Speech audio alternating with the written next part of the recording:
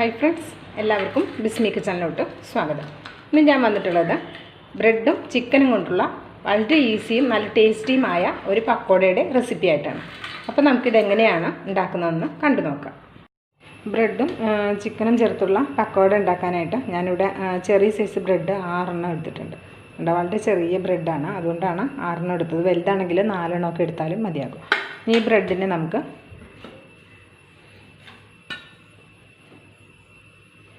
ചെറുതായിട്ടൊന്ന് നനയ്ക്കുക.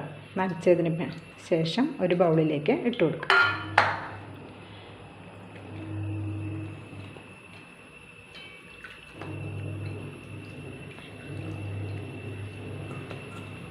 ഒന്നിങ്ങനെ പിച്ചിട്ടിട്ട് കൊടുക്കുക. ഈ സൈഡൊന്നും കളഞ്ഞില്ലേലും ഒരു കുഴപ്പമില്ല കേട്ടോ.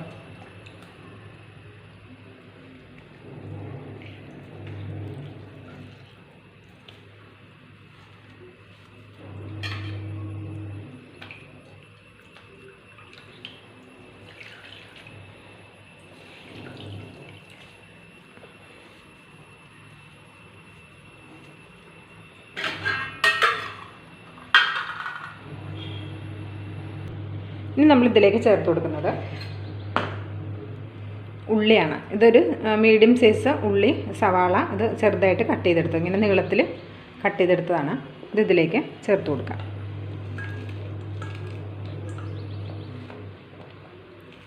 നമ്മളെടുക്കുന്ന ബ്രെഡിനും ചിക്കൻ്റെയും അളവിനനുസരിച്ച് വേണം നമ്മൾ ബാക്കിയുള്ള സാധനങ്ങൾ ചേർത്ത് കൊടുക്കാൻ. ഇനി ഇതിലേക്ക് ഒരു ചെറിയൊരു കഷ്ണം ഇഞ്ചി ചെറുതായിട്ട് കട്ട് ചെയ്തത് ചേർക്കാം. അതേപോലെ തന്നെ ഒരു പച്ചമുളക് ചെറുതായിട്ട് കട്ട് ചെയ്തത്. പിന്നെ നമുക്ക് കറിവേപ്പില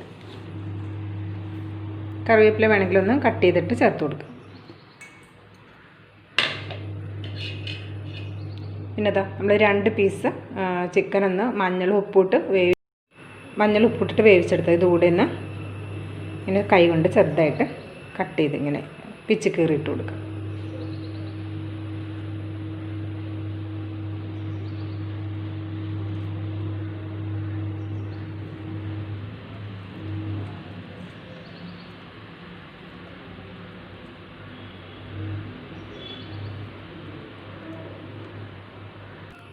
ഇപ്പോൾ ചിക്കനൊക്കെ ഇതിലേക്ക് നന്നായിട്ട് പിച്ച് കീറി ചേർത്തിട്ടുണ്ട്. ഇനി ഒരു മുട്ട കൂടെ ചേർത്ത് കൊടുക്കാം.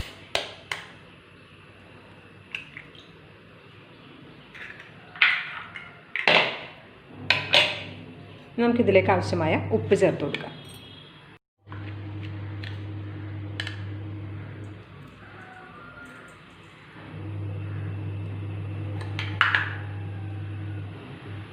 നല്ലൊരു ബൈൻഡിങ് കിട്ടാൻ വേണ്ടിയിട്ട് ഇതിലേക്ക് അരിപ്പൊടി ചേർത്ത് കൊടുക്കാം. നമ്മൾ പത്തിരിക്കും നൂലപ്പത്തിനൊക്കെ എടുക്കുന്ന അരിപ്പൊടിയാണ് എടുത്തിട്ടുള്ളത്.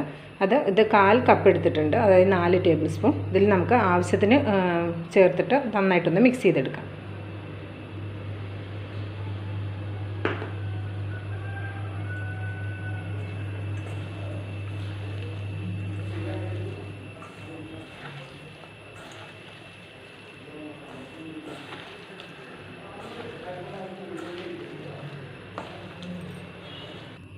ഇനി നമുക്കിതിലേക്ക് ഒരല്പം മഞ്ഞൾപ്പൊടി ചേർത്ത് കൊടുക്കാം.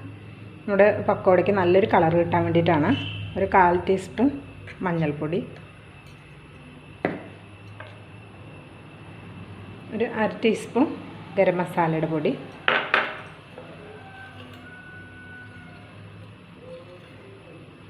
കാൽ ടീസ്പൂൺ വലിയ ജീരകത്തിൻ്റെ പൊടി.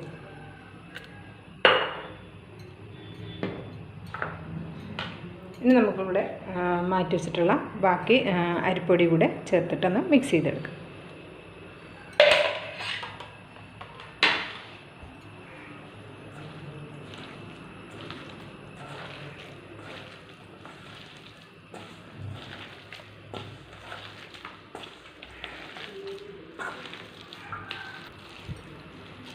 അപ്പോൾ നമ്മൾ നന്നായിട്ട് മിക്സ് ചെയ്തെടുത്തിട്ടുണ്ട്. ഇനി നമുക്കൊരു ചീനച്ചട്ടിയിൽ കുറച്ച് ഓയിൽ ഒഴിച്ചിട്ട് ചൂടാക്കാം. അപ്പോൾ ചീനച്ചട്ടിയിലേക്ക് കുറച്ച് ഓയിൽ ഒഴിച്ച് കൊടുത്തിട്ടുണ്ട്, നന്നായിട്ട് ചൂടായിട്ടുണ്ട്. ഇനി നമ്മളൊരു മീഡിയം ഫ്ലെയിമിൽ വെച്ചിട്ട് നമുക്ക് ആവശ്യത്തിന് എടുത്തിട്ട് നമുക്ക് ഉരുട്ടിയിട്ടിടാം, അല്ലെങ്കിൽ ഇതേപോലെ നുള്ളിയിടാം. അപ്പോൾ നമ്മുടെ ഇഷ്ടത്തിനനുസരിച്ച് ചെയ്ത് കൊടുക്കാം. അടിപൊളി ടേസ്റ്റാണ് കേട്ടോ. ഇതുവരെ എങ്ങനെയൊന്നും ഉണ്ടാക്കി നോക്കിയിട്ടില്ലെങ്കിലും ട്രൈ ചെയ്ത് നോക്കിക്കൊണ്ടു. നല്ല അടിപൊളി ടേസ്റ്റാണ്. ചായക്കൊക്കെ നല്ല കോമ്പിനേഷനാണ്.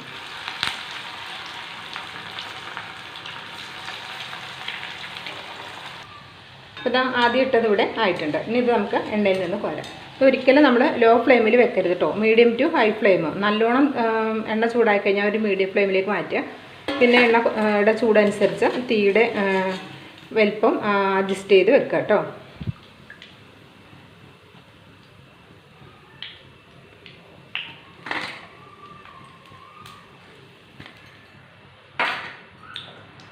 ഇതേപോലെ നമുക്ക് ബാക്കിയുള്ളതും ഫ്രൈ ചെയ്തെടുക്കാം.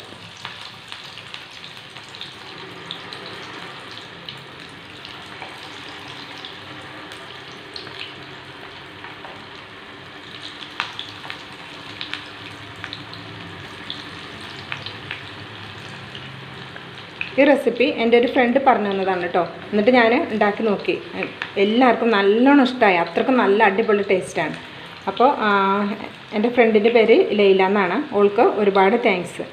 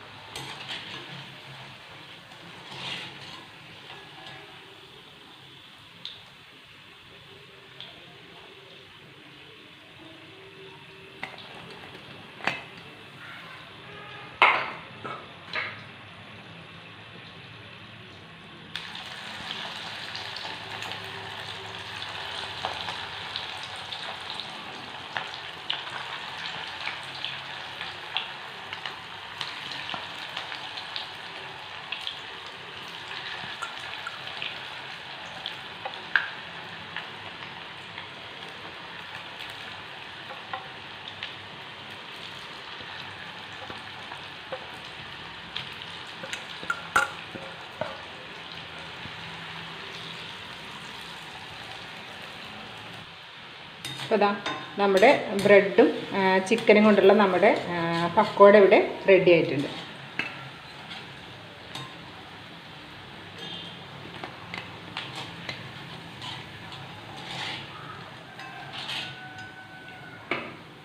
ഫ്ലെയിം ഓഫ് ചെയ്യാം.